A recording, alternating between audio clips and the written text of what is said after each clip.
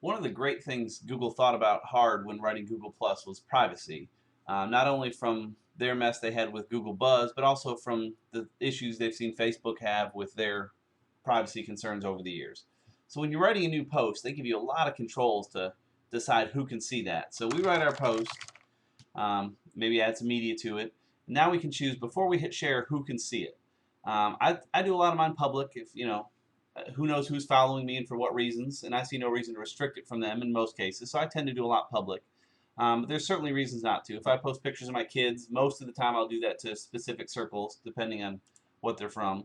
And so you can click here, and you can choose, from any of your circles, just to all of your circles, which might be a good way to do it in a lot of cases. Extended circles, which I think is kind of silly. It's basically your circles and anyone that circled them, which at that point you don't know who it is, and you may as well just make it public. Um, but you can also choose multiple. So for example, this one I may put out to my Google Plus circles. And I can say, I also want to put out to the news circles and also the tech circles.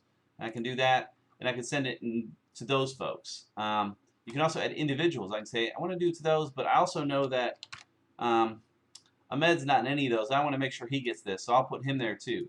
Now what this is going to do, along with sending it to all those groups, he's going to get a notification of it because I've listed him separately here. It'll say, hey, Mickey's mentioned you in a post. And typically I don't want to put someone down here unless I also really mention them in the post for some reason. Again, have a good reason to do that.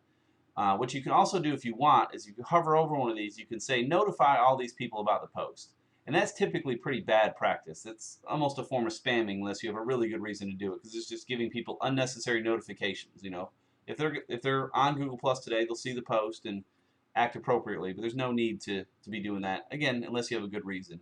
And then also, in one of my circles, I've got someone that I've added that hasn't actually joined yet, so I can say, hey, send them an email about this. And again, use that sparingly, if at all. I don't think I've ever used that, but it's there for you if you want.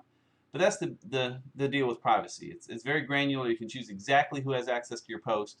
And as a result, if you share it to a limited group, it's going to be limited on who can share the post as well. If I make it public, anyone can reshare it as they want, and usually that's a good thing.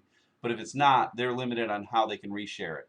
Of course, remember too, though, that people can cut and paste and share with whoever they want, whether that's on Google Plus or on their own blog or on Facebook or anywhere. So, know who you're sharing with. If you get it out to more than 10 or 12 people, it very easily could reach the world if it was something juicy enough. So always just be careful, regardless of the privacy controls in place. But that said, Google's done a great job with giving you great control of your privacy, and that's a quick look at how that works. Thanks.